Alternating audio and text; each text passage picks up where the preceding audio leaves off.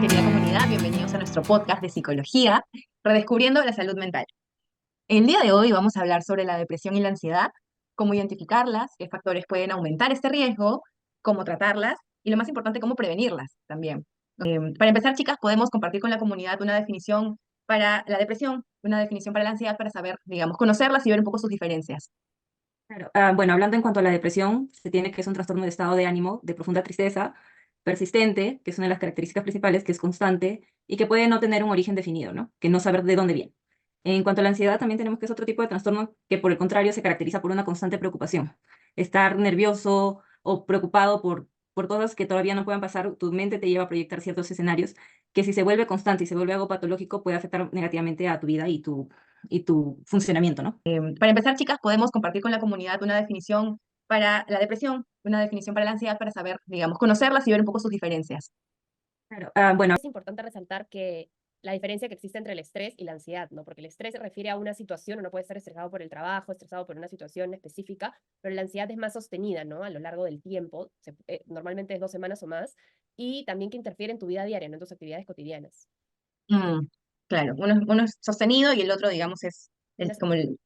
una situación, claro. Y en este caso, si yo me siento triste por se me murió el perrito, digamos, me siento triste, ¿eso es necesariamente depresión o ansiedad?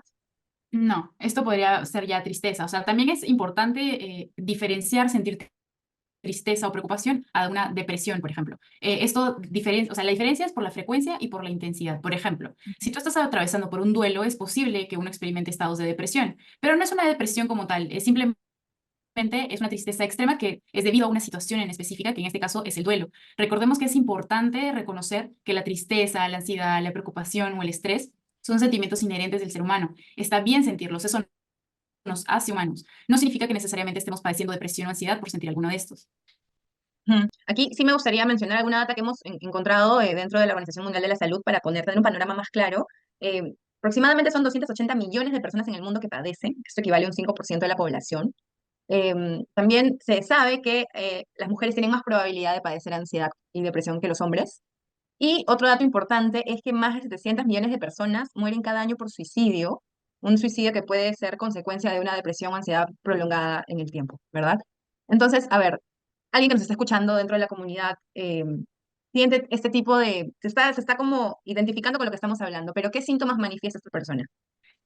Bueno, en el caso de la depresión, algunos síntomas son problemas de concentración, sentimientos de culpa excesivos, baja autoestima, uno siente una tristeza profunda todo el tiempo, tienes desesperanza hacia el futuro, te vuelves una persona irritable, pierdes como el placer y el interés por las cosas que normalmente te atraían o te hacían feliz o o sea, te daban disfrute, también tienes pensamientos de muerte, suicidio, no puedes dormir bien, Mm, hay cambios de apetito. Puedes también perder peso, te sientes permanentemente cansado, con poca energía, desganado, ¿no? Y en el caso de la mm, ansiedad, ahí también tienes el tema de los pensamientos o creencias difíciles de controlar, que te hacen pensar cosas a futuro que de repente nunca van a pasar. Comienzas a sentir inquietud, preocupación permanente, tensión excesiva, sensación de nerviosismo, fatiga, te dificulta mucho concentrarte, por lo cual se te hace difícil trabajar o estudiar lo que sea que estés haciendo en ese momento. Aquí sí me gustaría mencionar alguna data que hemos encontrado dentro de la Organización Mundial de la Salud para tener un panorama más claro. Eh, Aproximadamente son 280 millones de personas en el mundo que padecen, esto equivale a un 5% de la población. También se sabe que las mujeres tienen más probabilidad de padecer ansiedad y depresión que los hombres. Y otro dato importante es que más de 700 millones de personas mueren cada año por suicidio. Bueno, también se presentan los temas físicos, ¿no? Como latidos fuertes del corazón, dolores y molestias inexplicables en tu cuerpo, mareos, faltas de aire, hiperventilación. También puedes tener problemas estomacales como diarreas o estreñimiento, e incluso sarpullido cuando es mucho, hasta se te cae el pelo. Entonces es importante identificar todas Mm, estas cosas porque pueden estarte indicando que estás sufriendo ya sea ansiedad o depresión, o las dos también. exacto. Es que también es importante relacionar nuestro cuerpo con nuestra mente. O sea, y ahí viene lo que es la diferencia entre signos y síntomas, porque signos es algo que otra persona va a poder percibir de tu físico, de cómo proyectas ciertas cosas, y tus síntomas van a ser algo más internos, como dijo María, de que puedes tener náuseas, falta de apetito, puedes tener colon irritable, que puede no ser asociado a algo físico, sino a algo mental. Y es ahí donde mm, entra el diagnóstico y definir de dónde proviene, si es realmente físico o si es algo mental, ¿no? ujú. Entonces, si queremos hablar un poquito sobre los factores de riesgo, porque digamos, yo ya identifiqué que tengo ansiedad, yo ya identifiqué que tengo depresión, y te preguntas, ¿por qué a mí? ¿Por qué yo? ¿No? O sea, y muchas veces pensamos que somos los únicos que estamos en esa situación. Pero más allá de eso, uno dice, ¿por qué yo? ¿Qué factores son los que pueden incrementar el riesgo de padecer depresión. No hay factores tanto biológicos como sociales, psicológicos, ¿no? Como la genética, la predisposición genética. Que si es que un familiar ha padecido ya ansiedad o depresión, quizás tengas alguna tendencia a padecer lo mismo, ¿no? O el vínculo de apego que tengas, si es que tienes un apego seguro o un apego inseguro. Mm, mm. También ahí entran las situaciones o eventos traumáticos, ¿no? Como abuso psicológico, físico, emocional, ya sea en cualquier ámbito de tu vida, cualquiera de estas situaciones extremas pueden llevarte a encadenar muchas de estas cosas, ¿no? Ujú. Sí, también quiero aportar el tema biológico, ¿no? El tema que dentro de nuestro cuerpo trabaja dentro de la física, la química, la biología, que es entender también que es muy importante las cosas que le damos al cuerpo. Encadenar muchas de estas cosas, ¿no? Ujú. Sí, si llevas una dieta que se aleja mucho de lo natural, tiene más fast food, comida chatarra, digamos, eso es un factor también que puede ponerte en riesgo o ser un candidato para la depresión y la ansiedad. También el consumo de alcohol, que es tan normalizado. ¿Cómo? Los hábitos de sueño también.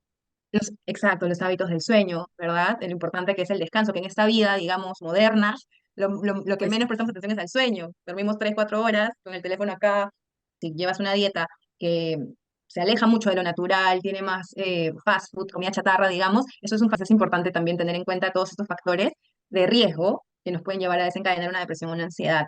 Y también teniendo en cuenta que si uno sostiene una depresión o una ansiedad, también puede ser un factor para otras enfermedades, como puede ser el cáncer, enfermedades cardiovasculares, diabetes, enfermedades respiratorias. Eso es importante también tener en cuenta todos estos factores de riesgo que nos pueden llevar a desencadenar. En este otro punto, digamos, del podcast, quiero abrir el espectro para hablar sobre cómo tratarla.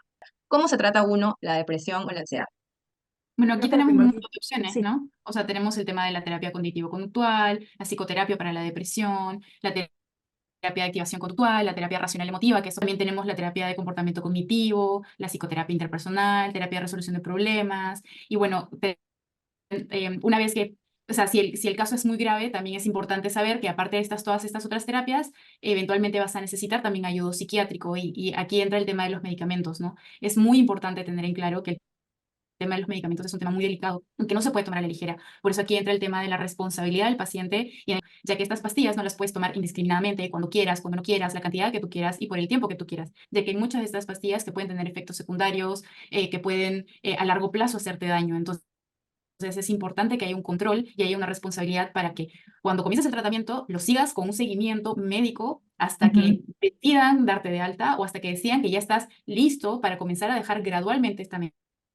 Y en ese caso también la importancia del control de los antidepresivos. No sé si alguna quiere compartir alguna terapia puntual para la depresión o para la ansiedad que uno pueda acudir o planteársela como profesional. Yo creo que es importante resaltar que la terapia cognitivo-conductual me parece que está más enfocada hacia la ansiedad, ¿no? Porque hacen como la terapia de exposición a eso que te genera tanto miedo y te genera ansiedad, ¿no?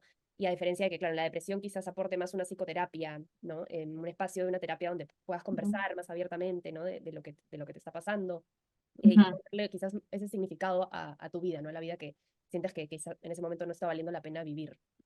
ujú. En ese caso, tú sugieres, por ejemplo, que ya el paciente vaya a la terapia o teniendo alguna noción de esto para que lo acuerde con el psicólogo, o es más como una actitud pasiva de ir con el psicólogo y decir, bueno, hagamos lo que tú me dices, la terapia que tú propones. No, yo creo diría que es importante ir con el psicólogo y ahí evaluar, ¿no? El tratamiento. Y como Ujú, dijo Mafe, si es que el psicólogo ve que es necesario derivarte a un psiquiatra, te derivará a un psiquiatra y el psiquiatra es el único que te puede medicar, ¿no? Recetar medicamentos ujú, y seguir con el... ujú. Y en ese caso también la importancia del control de los antidepresivos. No sé si alguna quiere compartir alguna terapia puntual para la depresión o para la ansiedad que uno pueda acudir o planteársela como profesional. Yo creo que es importante resaltar que la terapia cognitivo-conductual me parece que está más enfocada hacia la ansiedad, ¿no? Porque hacen como... Y en el caso de que, ok, estamos en tratamiento, que ya lo padecemos, pero ¿cómo hacemos para prevenirlo? ¿Cómo creo que hacemos ahí es para prevenir la importante, depresión y la ansiedad? creo que ahí es importante los programas de difusión, tanto en centros, tanto en colegios, hablarlo, distinguir tabús, porque no es algo malo, o sea, padecer de un trastorno de una enfermedad mental no es malo, porque antes sí solía verse como que está loco, porque no entra en lo que es normal, ¿no? Pero hay que reconocer de que es parte de nuestra vida, que vienen de problemas personales o de otros factores, que todos los podemos vivir, que todos podemos llegar a padecer de esto en algún momento, como salen los datos del Instituto Americano de Psicología que dice que al menos 1 de cada 6 personas puede llegar a padecer de depresión o ansiedad. Entonces, no es algo a lo que estemos exentos, ¿no? Y es importante hablar. Sí, en ese sentido también la importancia de reconocer en nuestra sociedad, digamos, un niño, por ejemplo, que está en un colegio particular, probablemente tenga más apoyo o asesoría de un profesional de la salud. en los colegios normalmente estatales nacionales que tenemos, por ejemplo, en mi caso, yo de chiquita no he tenido un psicólogo en el colegio, nadie me hablaba de la salud mental.